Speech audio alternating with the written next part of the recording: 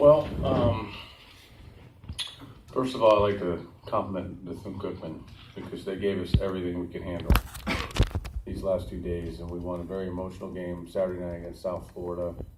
Maris gave us everything that we can handle as well. It was not an easy regional for us, but we figured it out, and I'll get to our players here in a minute, but once again, I want to compliment Bethune. They've got 3 really good outfielders that can run balls down. They can all throw. Shortstop's a really good player. Second baseman, I don't think anybody figured out how to get him out all weekend. And their pitching did a nice job. They just ran out of arms here at the end, and to get to Monday after losing the first game says a lot about their team and character. Second thing is obviously with the 4 o'clock start, it's not an easy game to get to from a fan perspective. I thought our fans were outstanding today, so I want to thank our fans, and it definitely made a difference. As far as the game's concerned, last night was a very frustrating night for everybody. The coaches and I and Aggie stayed up, and we were talking about what we were going to do today. We were in a kind of a different position pitching-wise because we pretty much stayed the course all year long with Fayedo, Singer, Kowar, and we haven't really gotten into a situation where we could figure out who would be our midweek starter. I think hopefully we'll get Garrett Milcham back next week. We'll see how he progresses as the week goes on, but so we had to mix and match. It was very interesting conversations. Like I said, it lasted to about 2 o'clock in the morning. We came to the conclusion that we wanted to start Kirby because he's a strike thrower. His numbers against right-handers are very good. And then we had planned to go to Langworthy. And really it was 2 innings for Kirby, 2 innings for Lang, an inning with Dyson. So we'd go soft lefty, hard righty, then go back to Horvath for 2, and then see where we're at with the ball game. And we had plans about guys going to the outfield once we brought in Langworthy. That Blake Reese was probably going to be the first guy out, and then we had to be careful about the DH and where the pitcher would hit in that spot of the order. And lo and behold, we have to bring in Michael in the 7th. He gets down the bunt. Our hitters should probably take note of that, we did have a plan in place. Jackson Kowar had wanted to throw an inning if we needed him. I did not want to get into that situation, obviously, and didn't really want to bring in Michael. But I just thought, with the season on the line, he said he felt good, kept his pitch count down, and for me, it's a remarkable season that Michael's had, and he will not pick up a ball this week. We'll figure out when we're going to play this weekend against Wake and go from there. But there was definitely a plan in place. It was a complicated one, and it was one that we went back and forth with all night long. And I think that the job that Kirby and Austin did was just outstanding. It was just outstanding. They kept us right where we're at, and gave us a chance. And then obviously the 3-run homer by Austin kind of loosened everybody up in the dugout. So, with that being said, I'm awfully proud of our team. I think this is 7 of 9 years in the Supers, which is not easy, as everybody knows. And we're playing at home, playing a very good Wake team. Looked at them just briefly, but obviously we'll get to work on them tonight and figure out a little bit more about their club. I know they've got some power numbers, and they got some guys in the middle of the order that can really hit. So we'll dig into them a little bit more, but I want these guys to enjoy it. This has been a different year for us. We've won a lot of 1-run games, and a lot of things have not come easy to us, but I do think in the long run it'll make us a tougher team. And I got a text from Tim Walton today, and they lost their first game of the Supers and had to come back and win the next 2, and look where they're at right now.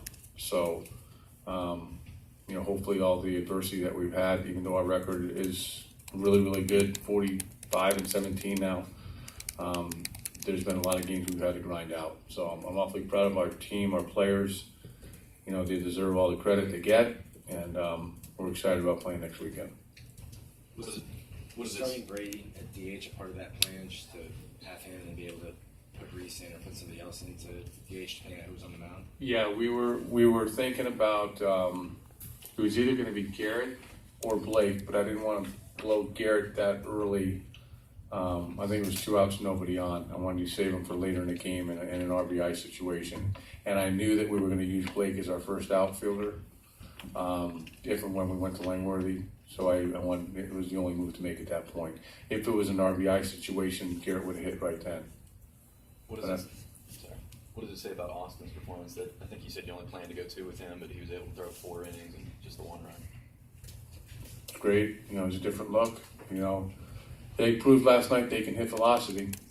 You know, and that's why when we looked at the pitching, we want to kind of stagger it. Kirby with a good sinker and slider, then go soft lefty, then go hard righty, then go Horvath with a different look, and just make it, just keep changing looks on them. And we fortunately enough for us, we didn't have to do that because Austin and Kirby gave us more than we thought we were going to get. Austin, I think this was the first time you pitched since April 11th. Just what was your mindset going in there, and how much did that early strikeout kind of give you confidence? Pound the strike zone, that was my mindset. Simple as that.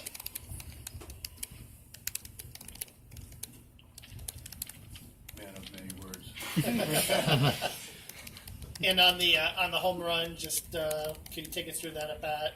What you saw, you worked the count. Was it kind of a breaking ball that just kind of hung, or Yeah, it was a breaking ball that backed up, and they threw me a couple earlier in the at bat, so I figured this one was going to back up as well. So I just sat in, and I happened to be there, and got good barrel to it.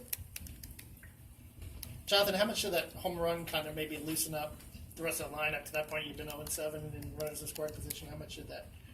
I mean, that was awesome. I mean, we needed that because we were playing a little tense at the beginning. But yeah, that was a great at bat by him to come through like that for us. So we needed that. Michael, you were able to close out the first 2 big situations of the regional. How did it feel to be able to come out and punch the ticket to the Supers? It's definitely exciting. I mean, we wanted to go to Supers all year, so it's the ultimate goal to go to Omaha and beyond and win it all. Mm-hmm. Jonathan, when you see Michael trying out to the mound, do you guys have the feeling that you guys have it from there? Yeah, I mean, he's done it all year for us, and we feel so comfortable out there when he's on the mound. So yeah, he's done it all year, and it's all pretty awesome. Michael, how much did you felt like you had left this afternoon? I was good. I was not sore or anything, so it was all good. I was comfortable out there, and it was all right. Did you plead your case to start today? I didn't plead that case, but I wanted to pitch for sure.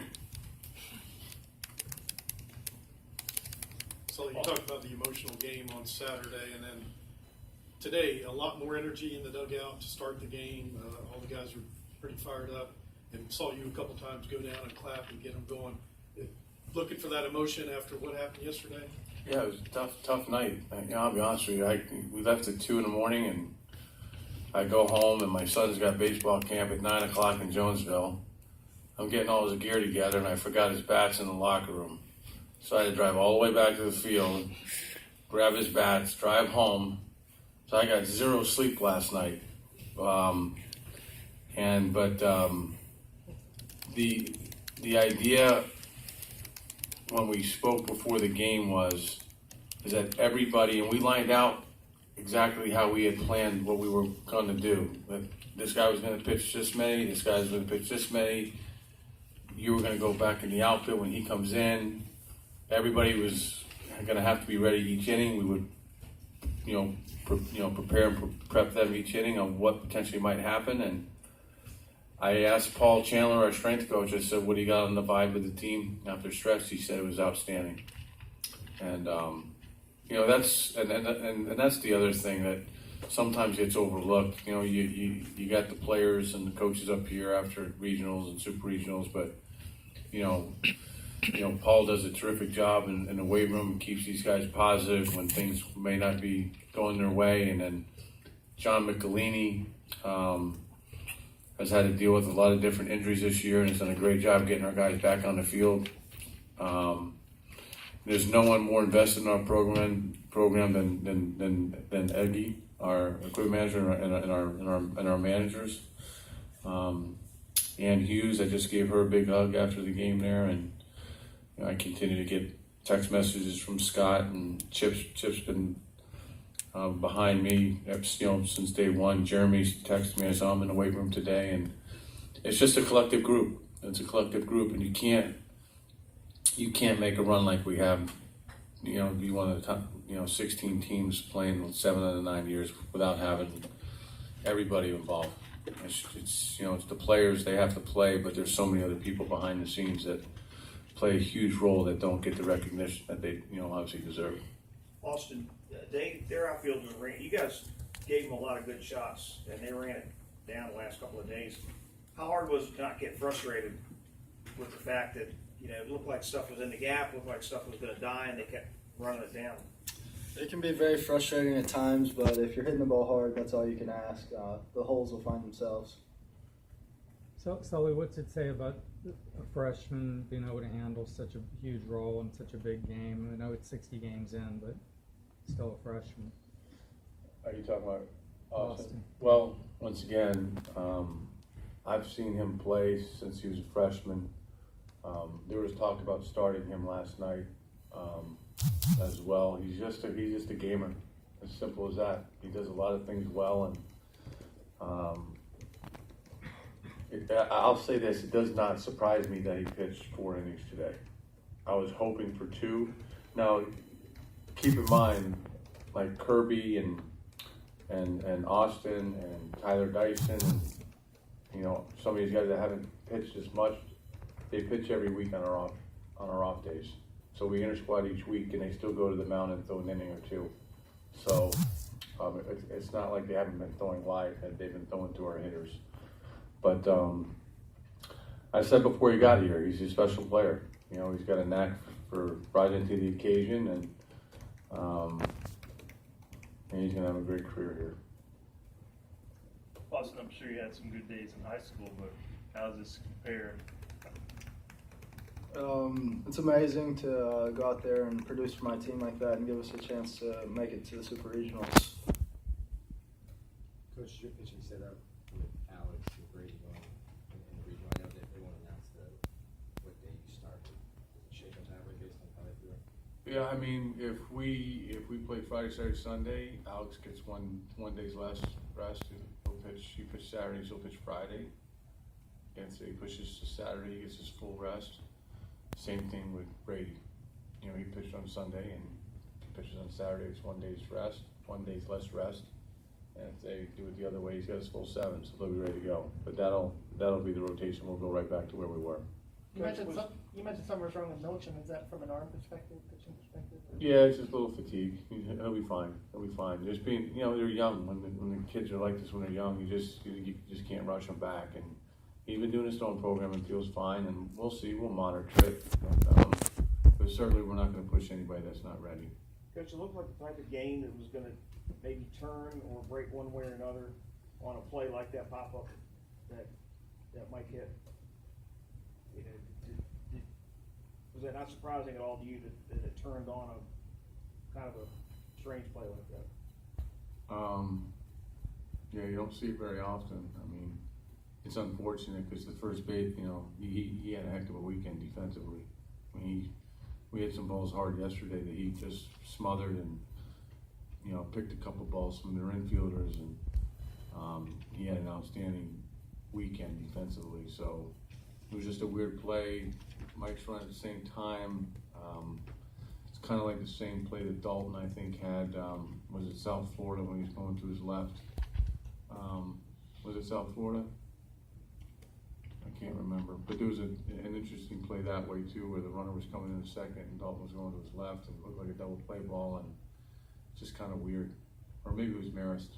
Maybe it was Marist. But it's unfortunate, but he had a really good, like I said, a really good weekend defensively. You still expect Ryan Larson back? We think so, but once again, that's a decision from the doctors and the and you know, there was thought about maybe using him in the outfield alone today, but he felt like he could do it, but did not feel comfortable if he had to dive for a ball, and so he said that, you know, we're not gonna take a chance. But he feels confident he'll be back. But once again, that's not a decision we make. The doctors and trainers will.